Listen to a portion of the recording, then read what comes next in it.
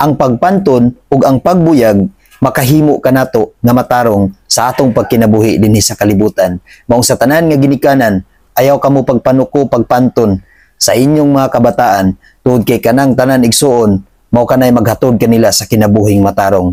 Dili makamatay kaniya ang bunal kun dili makaluwas hinuon kini kaniya. Ayaw lang pud palabii igsuon nga kanang malabian na sa imong bunal. Kanang bunal lang na makarealize siya sa dili maayo niya nga binuhatan aron iyang ma-realize nga ang iyang gibuhat dili gayud maayo. Sama sa atong kaugalingon igsuon, pantunon usab kita sa Dios kung makabuhat kita og dili maayo. Dili kana nato tagaan og dili maayo nga panghuna-huna igsuon, kun dili atong ikinabuhi ang mga pagpanton sa Dios sa atong kinabuhi. Tungod kay mao kanay magtudlo kanato sa pagkinabuhi nga matarong dinhi sa kalibutan. Panultihon 23 bersikulo 13. Ayaw pagpanuko pagpanton sa usa ka bata, dili makamatay kaniya ang bunal kun dili makaluwas hinuon kini kaniya. Amen. God bless sa tanan.